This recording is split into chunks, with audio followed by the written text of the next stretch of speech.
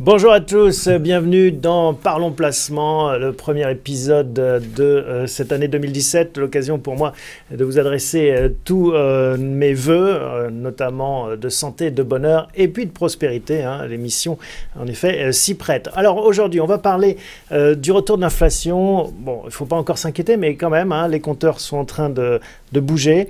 On va voir avec Jonathan Lévy comment on peut en tirer parti. Ensuite, comment il peut être intéressant d'arbitrer son patrimoine à une partie de son portefeuille immobilier dans un placement en assurance vie avec notamment des SCPI. C'est Vincent Kutkovitz, le spécialiste de la SCPI qui viendra nous en parler. Et puis à propos de SCPI, on s'intéressera dans la dernière partie à la thématique immobilière. Vous avez des SCPI spécialisés qui investissent dans les murs d'hôtels et on aura le plaisir d'accueillir Daniel François Brasier pour évoquer ce thème. On commence tout de suite avec un point sur les marchés financiers et on retrouve Jonathan Lévy.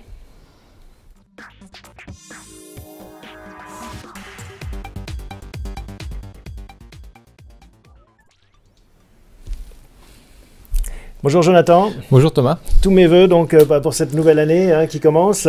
Pareillement. On va essayer d'en profiter d'un point de vue financier ensemble. Je rappelle à ceux qui nous regardent en direct sur Bien Prévoir, sur la page Facebook de Bien Prévoir, qu'ils peuvent nous poser leurs questions en direct ou également sur la chaîne de YouTube de Décideur TV. Alors, on parle de ce retour de l'inflation. C'est un sujet qui a été remis sur la table avec les mouvements de la Fed qui ont commencé à retoucher à la hausse leur taux. Vous nous avez apporté un graphique qui montre clairement que, en effet, l'aiguille, même si ce n'est pas encore très impressionnant, mais commence à bouger. Oui, effectivement, on peut peut-être montrer ce graphique. Je vous ai apporté l'évolution de l'inflation en France.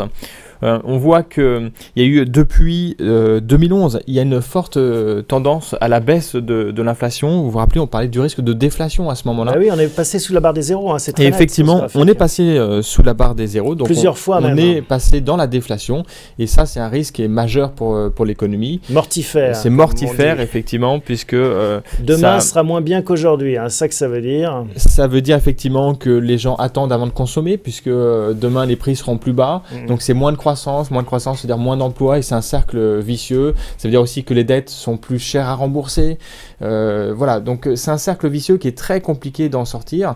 On avait connu dans les années 70-80 le cercle vicieux de l'hyperinflation et là on risquait de connaître le cercle vicieux de la déflation. Et c'est pour ça que les banques centrales de tous les pays se sont donné la main pour ouvrir les vannes de la planche à billets et essayer de redonner un peu de tonus à cette économie. Alors 0,6% en novembre 2016, c'est pas encore Byzance. Non, c'est pas encore Byzance. On rappelle que l'objectif de la Banque Centrale Européenne, c'est 2%. C'est 2%, donc on voit qu'on en est encore loin. Maintenant, c'est rassurant par rapport à cette déflation. On voit que la tendance a été stoppée, la tendance à la baisse. Donc ça, c'est un point qui est rassurant. Et maintenant, on voit que le graphique commence à remonter. Il y a effectivement un effet qui est lié au pétrole, il faut quand même en parler. Il explique en partie la baisse qu'on avait vue depuis 2013-2014, mais ce n'est pas la seule explication. Il y a une autre explication, c'est qu'il n'y a pas beaucoup de croissance et quand il n'y a pas beaucoup de pression dans les tuyaux, forcément, il n'y a pas beaucoup de... Effectivement, il n'y a pas assez d'investissement, il n'y a pas assez de croissance, il n'y a pas assez de crédit, c'est aussi qu'il y a un lien. Et c'est pour ça que la BCE a relancé la machine sur le plan monétaire, favoriser les banques à prêter à l'économie réelle pour relancer l'inflation. Et on voit ici sur ce graphique qu'elle a réussi à le faire en partie, pas suffisamment par rapport à son objectif qui est de 2%. Oui, c'était le paradoxe. Il y avait beaucoup d'argent disponible, entre guillemets. En tout cas, les banques avaient à disposition beaucoup d'argent à prêter et en face, pas forcément de projets ou de personnes à qui le prêter. Pas suffisamment, effectivement. Alors que depuis 18 mois, 24 mois, on voit que les encours de crédit repartent. Et alors dans le reste du monde, c'est l'offre en fait qui fait la demande ou l'inversement, mais donc les deux se rejoignent. Dans le reste du monde, vous avez apporté un autre tableau qui est intéressant également, qui présente la situation. Pour prendre un peu de recul. Oui, alors, on voit effectivement, donc d'abord au sein de la zone euro, il y a une petite diversité. L'Allemagne a une inflation qui est un peu plus élevée, 0,7. L'Italie est à 0,10. En moyenne, la zone euro est à 0,60. Petite diversité, mais on voit que la France est à peu près, comme toujours, au niveau de la moyenne de la zone euro. c'est vrai sur différents critères. C'est aux États-Unis que ça repart plus fortement avec des hausses de salaire, des hausses de prix Oui. et donc une moyenne de 1,7. 1,7, eux, ils avaient touché, j'ai mis en fait le point bas qu'ils ont touché, 0,8. Donc eux, ils ont quand même été plus élevés que nous. Nous, on était en déflation à moins 0,2. Là, eux, ils sont à plus 0,8 au plus bas. Donc ils sont passés de 0,8 à 1,7. Nous, on est passé de moins 0,2 à 0,6. On voit qu'en fait, on a progressé comme eux, en fait, plus 0,8, plus 0,9 d'inflation en plus par rapport au point bas. C'est le Japon qui décolle pas bien. Il était à 0,5 au plus bas, il est à 0,5 aujourd'hui. Et puis la Chine repart aussi, ça c'est aussi important à noter. Alors sur des niveaux qui sont plus élevés, mais ils ont aussi plus de croissance, c'est un pays émergent. C'est le même standard, mais on voit que eux aussi, ils ont touché un point bas l'été dernier. Et là aujourd'hui, ils sont sur un trend qui est plus intéressant pour l'avenir. Alors quel est l'enjeu pour l'épargnant, c'est-à-dire l'épargnant français, on ne parle pas de l'épargnant chinois ou américain pour l'instant dans cette émission, pas encore, mais l'épargnant français qui regarde cette émission, qui se dit bon ok, 0,6%, so what? Alors, il faut avoir en tête qu'un épargnant a comme objectif ou doit avoir comme objectif de battre l'inflation. Imaginons, vous avez 100 000 euros aujourd'hui à placer pour préparer votre retraite, pour avoir des revenus complémentaires quand vous serez à la retraite dans 20 ans, 30 ans peut-être, parce que vous êtes très jeune Thomas. Oui, et puis là je recule. Et là je recule aussi.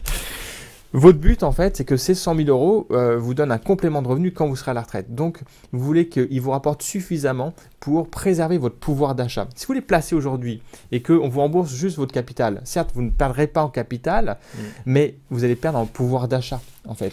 Il faut que le rendement soit suffisamment élevé par rapport à l'inflation. Bon, et comment est-ce qu'on fait alors dans ce contexte où l'inflation revient? Il faut faire très attention parce qu'effectivement, dans le contexte jusqu'à présent, on n'était pas focalisé sur cette donnée-là. Mais je pense que tous les épargnants doivent être focalisés aujourd'hui sur cette donnée-là. Vraiment, les choses ont changé depuis peu. Jusqu'à présent, en fait, l'inflation était tellement basse que tous les placements rapportaient plus que l'inflation. On l'a vu sur le graphique précédent. Maintenant qu'elle repart, c'est pas vrai. Parce que vous avez un effet ciseau défavorable. Vous avez d'un côté des rendements qui baissent sur un certain nombre d'actifs et de l'autre côté, vous avez l'inflation qui remonte. Donc pour certains, il va y avoir de mauvaises surprises dans les mois qui viennent. Et en particulier, si on a placé une partie de ses économies sur des placements qui ne rapportent pas de rendement. Oui, effectivement. Vous savez quel est le placement qui a eu le plus de succès l'année dernière, en 2016? Non, je sais pas, l'action Apple. Non, c'est des dépôts à vue, en fait. Les dépôts à vue, la plupart des gens en France qui rapportent zéro. Le taux n'est pas négatif, mais parce qu'en fait, beaucoup de gens ne font plus l'effort de placer leur argent parce que les taux globalement sont très bas, les fonds en euros baissent d'année en année. Donc, quitte à ne pas être rémunéré, autant rester sur quelque chose de liquide. Exactement. Sauf que c'était vrai jusqu'à aujourd'hui, puisque l'inflation était tombée à 0, donc ce n'était pas très grave. Mais aujourd'hui, où l'inflation repart, elle est à 0,6, mais elle pourrait dépasser les 1%, 1,5% et tendre vers 2% assez rapidement en 2018. Là, il y a un coût d'opportunité qui est important maintenant. Alors, qu'est-ce qu'on fait concrètement ? Donc, il faut sortir de ça pour ne pas être pénalisé sur le moyen terme, puisque l'objectif de préparer sa retraite, c'est l'objectif de 2/3 des épargnants qui viennent chez nous. Donc, il faut absolument se préserver. On leur conseille, en fait, le meilleur placement, c'est l'immobilier. Et en particulier l'immobilier d'entreprise, parce que les rendements sont plus intéressants que sur l'immobilier d'habitation. L'immobilier d'entreprise, en fait, profite de l'inflation. S'il y a de l'inflation qui repart dans les trimestres à venir, dans les années à venir, les loyers seront revus à la hausse. Il y a un lien entre les loyers, notamment dans l'immobilier d'entreprise, encore une fois, dans les bureaux.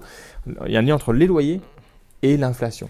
Mais c'est vrai aussi d'autres classes d'actifs. Les actions, par exemple, vont profiter de l'inflation si inflation il y a. Oui, dans ce cas-là précis, en fait, alors c'est particulier, c'est pas toujours le cas. On est dans un cas très favorable pour les actions parce que les taux remontent, mais ils ne remontent pas plus que l'inflation. En fait, ce qui est important, c'est de regarder la différence entre les deux. Les taux réels. Les taux réels, les taux des obligations moins l'inflation, ils restent très favorables. Ça, c'est ça stimule vraiment l'économie. Si vous avez des taux qui sont trop élevés, ça, au contraire, ça freine l'économie. Donc, aller sur les actions, c'est intéressant. Donc, 1, l'immobilier. 2, les actions, notamment les actions de la zone euro. On a aussi beaucoup parlé dans cette émission d'un schéma, vous savez, emprunter pour acheter de l'immobilier, pour préparer sa retraite, par exemple, demain. C'est aujourd'hui intéressant, bien que les taux des crédits aient remonté, mais encore une fois, pour un emprunteur, ce n'est pas le taux absolu du crédit qu'il faut regarder, c'est le taux du crédit par rapport à l'inflation. Et les taux des crédits ont remonté, mais ils ont remonté comme l'inflation a remonté. Donc il reste toujours intéressant, une fenêtre d'opportunité. Tout aussi intéressante qu'elle l'était il y a un an, même s'ils ont remonté. Et c'est plus intéressant encore aujourd'hui, parce que quand il y a de l'inflation, vous avez, vous, une dette en fait qui ne va pas bouger, qui ne va pas être reflaté, alors que votre actif immobilier va profiter de l'inflation. Et donc en théorie, enfin, et même en pratique, hein, ça allège un peu le remboursement. Ça allège les mensualités que vous allez avoir. Bon voilà, vous êtes prévenus, hein, l'inflation revient, il faut commencer à s'en préoccuper, à surveiller cet indicateur. 0,6, c'est peut-être pas beaucoup, mais si on a de l'autre côté des placements à terme, enfin à vue qui rapportent 0, ou même à terme d'ailleurs qui rapportent presque 0, ça commence à faire un delta négatif et ça grignote son capital. Et c'est vrai également pour les fonds en euros, hein, puisque la moyenne des fonds euros va être bien en dessous de 2% cette année. Ils continueront à baisser encore en 2017, 2018. Donc là, l'écart est également défavorable sur les fonds euros. Merci Jonathan. On continuera à suivre ce chiffre de l'inflation, hein, cet indicateur. Ce sera l'un de ceux qui marqueront sans doute cette année 2017. Et on en reparlera, j'imagine, à d'autres occasions dans cette émission. Tout à fait. On se retrouve le mois prochain. Merci Jonathan. À bientôt. À bientôt.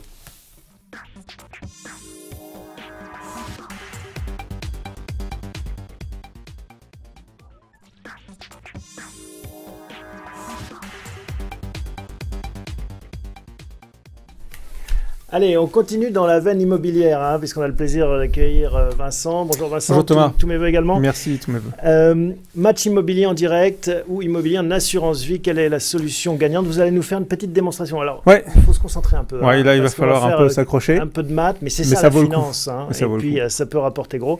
En effet, c'est un arbitrage qu'on peut se poser. Certains Français ont un patrimoine immobilier. Et vous allez nous présenter une façon de faire qui peut, en tout cas, s'avérer payante. Alors, on va commencer la démonstration par le bien immobilier classique, la détention en direct. Donc, exactement. Donc, on a un petit graphique là avec une petite maison. Une petite maison bleue, mais c'est pas celle qu'on connaît. Voilà. En fait, l'idée, c'est de se dire, là, j'investis classiquement en immobilier, donc j'achète, par exemple, pour 100 000 € un appartement, un studio, voilà. Et puis, j'ai 13% de frais de notaire. Bon, je passe devant le notaire, ça coûte cher. Et ensuite, je commence à engranger les loyers. Si tout va bien, si j'arrive à louer mon bien sans problème, j'engrange à moyenne 5% de loyer. De ça, je dois déduire toutes mes charges d'exploitation, de rénovation, d'entretien, les taxes foncières, etc. Et là, le problème qui commence à se poser, c'est que la fiscalité est quand même aujourd'hui très agressive en fait sur les biens immobiliers. On est sur des niveaux, disons, d'hypothèse moyenne, c'est 30%. Si on est sur un taux marginal sur son d'imposition. revenu, hein, de toute façon. Voilà, c'est l'impôt, ça s'applique, en fait, c'est le niveau de l'impôt sur le revenu qui s'applique.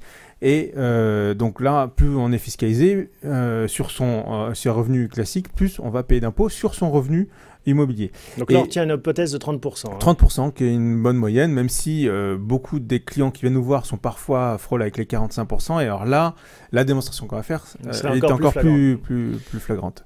Et à ça, il faut rajouter les prélèvements sociaux. Donc on est à peu près sur 50% de fiscalité. 12 rendements de 2,72% qui reste comme la question net, hein. qu'on s'est posée, qu'est-ce qui me reste dans la poche une fois que j'ai encaissé mes loyers, que j'ai payé toutes mes charges. Donc 2,72%, c'est presque une hypothèse optimiste parce qu'en fait, aujourd'hui, on se rend compte notamment que les charges d'exploitation, les charges d'entretien, notamment lorsque nous, on voit beaucoup de clients qui ont des immeubles, par exemple, qui ont des charges importantes.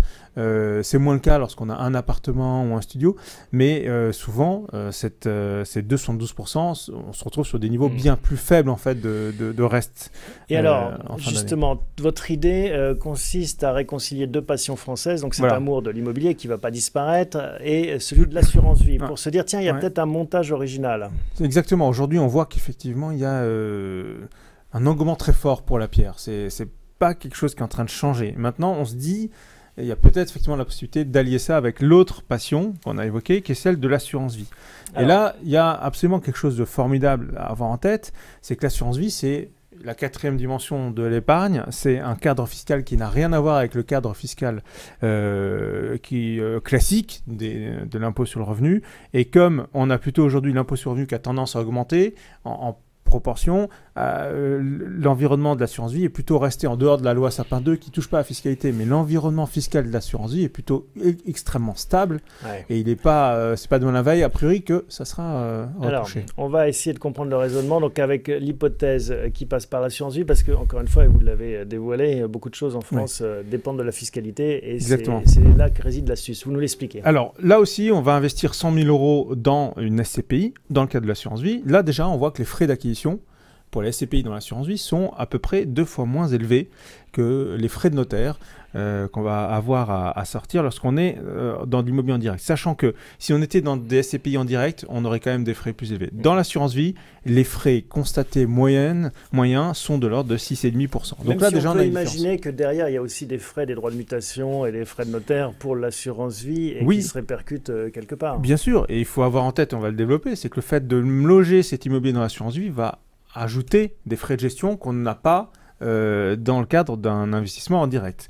Et donc, pour 100 000 € investis, on va avoir à peu près, là aussi, des niveaux de loyer bruts qui vont être équivalents à ce qu'on a aujourd'hui sur un immeuble. On a pris la même hypothèse, 5%. Donc là, c'est vraiment comparable. À ça s'ajoutent les frais de gestion de l'assurance vie, 1%, il nous reste 4%. Donc l'idée, là, c'est là où la démonstration commence à être très intéressante, c'est qu'en fait, on va se dire, j'ai besoin de revenus complémentaires de la même manière que sur un immeuble classique, je vais percevoir les loyers, il va me rester dans la poche un petit complément de revenus. Là, l'idée, c'est de se dire, ces 4%, je vais les récupérer. Et c'est là où l'astuce est extrêmement intéressante, c'est qu'en fait, il faut avoir en tête que dans l'assurance vie, lorsque vous prenez 4% de votre contrat une partie, qu'on appelle les retraits partiels. Alors, quand on parle de retrait partiel, ce qui est intéressant, c'est qu'il y a une grosse partie de capital qui est retirée et une toute partie de plus-value. À proportion d'ailleurs, c'est-à-dire qu'on considère qu'en effet, s'il y a 96% et des poussières de capital et que 3,8% de plus-value sur les 4%. Exactement. Donc là, on voit qu'en fait, alors que dans le cadre de l'immobilier classique, 4%, ce sera l'assiette fiscale. Là, on a une assiette fiscale ultra réduite. Et c'est là où est toute la différence. Et c'est à partir d'ici que la démonstration devient complètement différente, que les flux finalement deviennent complètement différents. Donc la fiscalité ne portera que sur ces 3,8%. Exactement. Donc là, finalement, on va accélérer un petit peu, mais imaginons qu'on est dans les 4 premières années du contrat d'assurance vie, donc si on est fortement fiscalisé, on va opter pour le prélèvement forfaitaire libératoire de 35%. On a aussi les prélèvements sociaux qui s'appliquent, 15,5%, comme dans l'immobilier en direct. Et donc là où on a dans l'immobilier classique 2200 € de taxes à payer, là on n'a que 80 € de taxes seulement à sortir. Ce qui fait que le reste dans la poche est presque 2 fois plus élevé lorsqu'on a de l'immobilier en assurance vie versus de l'immobilier en direct. Bon, pas tout à fait, mais quand même, c'est pas mal. 2700 d'un côté, 3900 de l'autre. Il y a 1200 € d'écart. On vous l'avez dit, c'est un peu matheux, mais ça vaut le coup parce que 1200 € qui restent à la fin du mois ou de l'année, ça change la donne. Alors, évidemment, dans ces démonstrations, il faut prendre en compte un certain nombre de choses. Lorsqu'on doit arbitrer son immobilier en direct, beaucoup de clients viennent nous voir en disant « Je ne veux plus entendre le fait de détenir directement moi-même de l'immobilier, c'est trop lourd, ça demande trop d'efforts de gestion. C'est aussi en effet une occupation, c'est de l'énergie derrière. Voilà, c'est de l'énergie. Ou alors c'est confié à une société de gestion, donc ça coûte entre 6 et 10%. Donc beaucoup des épargnants viennent en nous disant ça. Il faut avoir en tête, il faut faire des calculs précis. Et notamment, il faut avoir en tête que si vous vendez de l'immobilier qui a par exemple 15, 20 ans, il faut appliquer la fiscalité sur la plus-value. Donc là, ma démonstration était théorique. Après, il est nécessaire d'avoir une approche précise en fonction de chacun. Et donc, on a synthétisé un peu tout ça dans un tableau pour conclure, qui montre qu'en fait... On va voir ce tableau, voilà, donc on reprend exactement le schéma qu'on a envisagé. Ça permet aux auditeurs, aux téléspectateurs de vraiment se mettre face à la situation qu'on a présentée, d'éventuellement d'appliquer leurs propres données et vraiment de se rendre compte que là, on détient... on parle souvent du couteau suisse de l'assurance vie. On détient en fait tout un pan du patrimoine des Français qui repose sur quelque chose de totalement méconnu, nous semble-t-il, en tout cas pas suffisamment connu.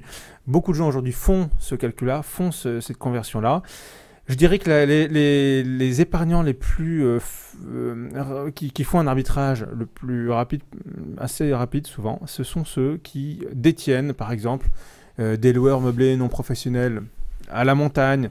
Le bailleur est venu les voir en disant « je veux renégocier à la baisse le bail ».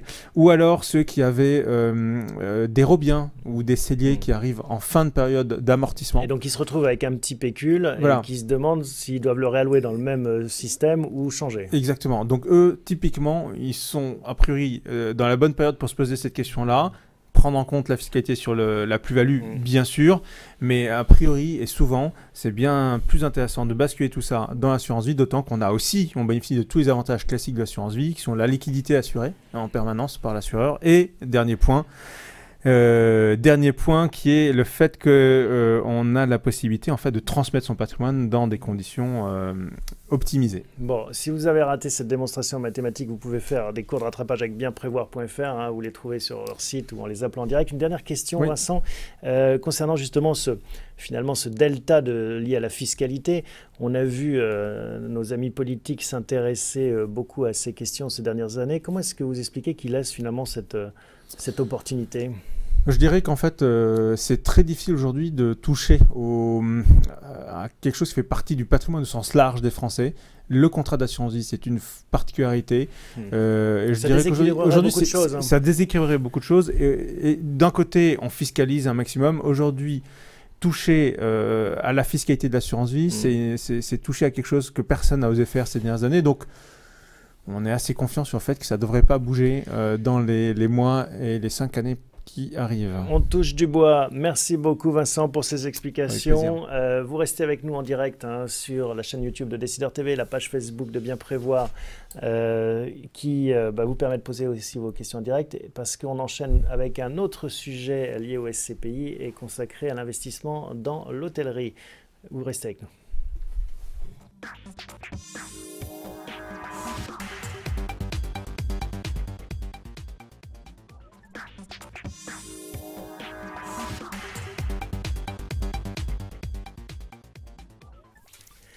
Alors, les SCPI peuvent revêtir différentes formes et notamment celui de SCPI spécialisé, notamment consacré à l'immobilier. On va en parler tout de suite avec mon invité Daniel François-Brasier. Bonjour. Bonjour.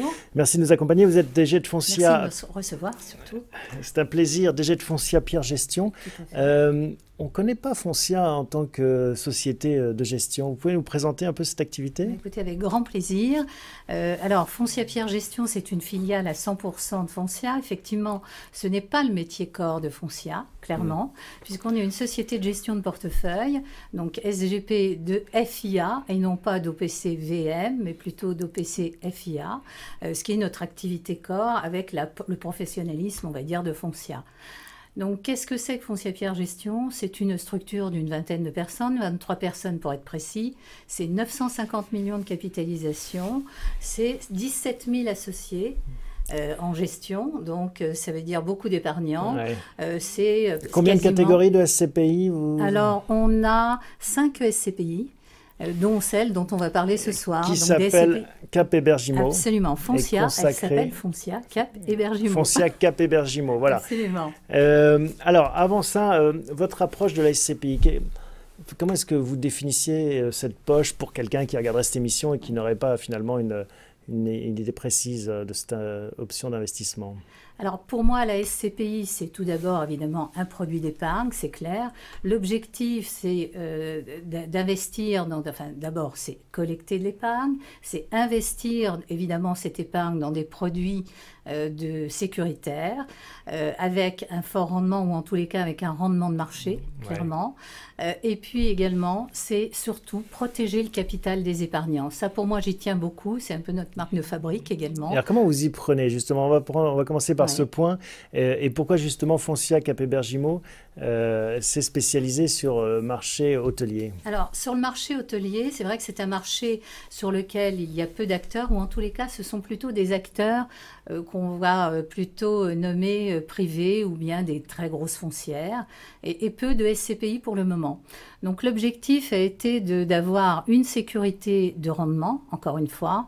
Comment est-ce que vous faites pour sécuriser ce rendement? Alors, on va chercher des acteurs professionnels, c'est-à-dire non pas des locataires que je ne vais pas appeler de manière péjorative, mais des locataires diffus, c'est-à-dire individuels, mais au contraire des structures bien connues, ça peut être BNB, ça pourrait être Accor, ça pourrait être des grands groupes hôteliers qui Absolument. vont exploiter ces murs. Exactement. C'est-à-dire qu'on ne peut pas vous appeler en disant « Tiens, j'aimerais bien monter un hôtel sur la côte, est-ce que vous financez mes murs ?» Je n'irai pas. Bon. Voilà, justement par souci de sécurité. Donc uniquement des grandes chaînes, pour mes épargnants. Voilà, des exploitants qui ont pignon sur rue. Exactement. Et quel deal vous passez avec eux? Alors, je passe un deal, et vous avez raison de parler de deal, puisque l'objectif, c'est un petit peu justement d'avoir une notion de partenariat. Avec ces gens-là, et de dire à partir du moment où on travaille ensemble, on continue à acquérir, enfin on acquiert des actifs, l'objectif étant de durer un certain temps. Alors, qu'est-ce qu'on passe comme deal? Ce sont des baux neufs, des baux de 12 ans ferme, donc clairement une sécurité également. L'objectif est qu'ils gagnent de l'argent, c'est clair. Parce que ce qui est souvent difficile avec un acteur indépendant, on va l'appeler comme ça, là, c'est pas ça du tout. Chacun doit conserver son autonomie et gagner de l'argent. Eux entretiennent également l'actif, ce qui pérennise énormément leur valorisation, évidemment, de leur fonds de commerce. Et ça, c'est important pour eux. Et valorise, par voie de conséquence, également, notre actif immobilier, c'est-à-dire nos murs. Et vous demandez à ces chaînes une garantie pour ces sites, un petit peu comme un locataire, enfin un propriétaire d'un studio demanderait une garantie des parents? Oui, alors c'est une forme de garantie, évidemment, elle n'est que psychologique, mais il est clair que généralement, ce sont des actifs qui sont gérés par une holding, enfin dans lesquels la société qui gère ces actifs est une holding. Donc, si un actif marche moins bien qu'un autre, ça ne pose pas de problème.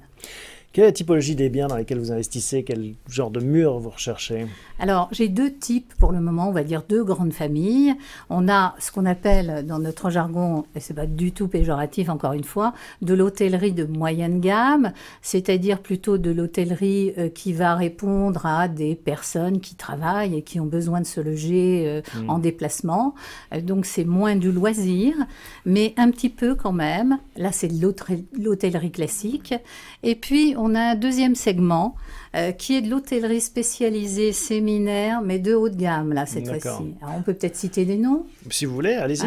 Bon, l'hôtellerie, ce que j'appelle, moi, de moyenne gamme, c'est quand même du 2 ou 3 étoiles. C'est les BNB, donc c'est généralement des hôtels de qualité, mais effectivement, plus pour le travail. Et puis, séminaire, tout le monde connaît la marque Château Forme, bien connue maintenant, et qui est assez, je dirais, qui amène une qualité de réception, puisque c'est vraiment le professionnel du séminaire. Ce qui est intéressant, c'est que vous restez dans cet univers professionnel, finalement, qui est celui de la SCPI classique. On investit beaucoup dans des bureaux ou dans des commerces. Et là, finalement, dans l'hôtellerie, c'est pas pour faire du loisir, pas beaucoup, marginalement, mais pour faire plus du professionnel. Une clientèle professionnelle. Oui, absolument. Alors, il y a un peu de loisir dans le BNB, je vous l'ai dit tout à l'heure, mais c'est pas essentiellement leur activité, clairement. Voilà. Quels sont les points clés qui différencient finalement une SCPI hôtelière spécialisée dans ce marché par rapport à des baux de commerce ou des bureaux? Alors, je dirais que la garantie, on l'a vu, baux ferme 12 ans, ça c'est vraiment un des points majeurs. Bon, les professionnels, c'est-à-dire les holdings, enfin les noms, on va dire, garantissant évidemment cette sécurité. Je vais amener les deux choses, c'est-à-dire pour moi, c'est essentiel d'avoir un revenu régulier trimestriel, donc récurrent et garanti, et également une protection du capital. Ça, c'est important pour l'associé, c'est-à-dire l'épargnant. Alors, parlons des chiffres, puisque vous abordez ce sujet. En termes de revenus, par exemple, sur 2016, qu'est-ce que vous promettez? Qu'est-ce que vous distribuez? Sur 2016, on a déjà quasiment servi du 4,80 concernant la SCPI Foncière 4 Hébergement. on va dire quelques mots de 2017, je peux? Oui, mes objectifs en tous oui, les cas. mes objectifs, parce que c'est encore que le début. Hein. Exactement. Mais compte tenu des actifs que nous avons et compte tenu de, je dirais, de l'anticipation que je connais, je peux quasiment garantir du 4,70 de rendement pour 2017 avec une petite hausse, justement, puisque tout à l'heure on parlait d'inflation, une hausse de la valeur de la part, donc toujours pareil, protection du capital de l'ordre de 2%, ce qui fait que globalement... Donc c'est un double effet qui se coule. Exactement. Un rendement qui n'est pas négligeable, hein, pas loin de 5%, et une réévaluation finalement des parts. Exactement. Ça, c'est vraiment important. Et on a également une dernière chose qui est très importante chez nous, enfin dans cette SCPI, on a une rentabilité qui est accentuée, hein, on a un petit effet de levier. Pourquoi ? Par la faiblesse des frais de gestion de la société. Bon. Alors pourquoi ils sont faibles ces frais de gestion? Plus faibles que dans des SCPI traditionnels, ça vous dit ? Oui, parce que comme on l'a évoqué, il est clair qu'on prend des professionnels et que généralement, c'est une forme de partenariat à long terme. Donc, clairement, on prend 6% de frais de gestion sur les loyers encaissés. Bon, ça, c'est assez classique, mais ce n'est pas 6%. Souvent, c'est plutôt 10% dans une SCPI autre, dans laquelle on va avoir du bureau, c'est-à-dire des entrées-sorties de bureau, pas tout le temps du bail ferme, et puis des commerces également, ça peut être un peu différent. Là, ce n'est pas le cas. On voit sur du long terme, donc on a la possibilité, au contraire, d'avoir un petit peu des honoraires, ce qu'on va appeler un petit peu écrasés. Donc 6%.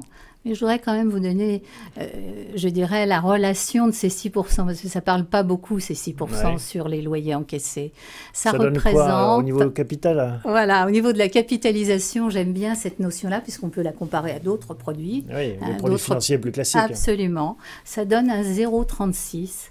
Par exemple, sur 2016, sur la capitalisation, ce qui est très faible. Donc à mettre en relation avec des 1, voire 2% sur des gestions sur d'autres produits. Exactement. Bon, est-ce qu'on a fait le tour, Daniel, ou est-ce qu'il y a des choses qu'on n'a pas évoquées on dans a cette fait stratégie? Le tour. Cette SCPI est encore trop jeune pour donner ce qu'on appelle un TRI, le taux de rendement interne, ce qui est quand même extrêmement important.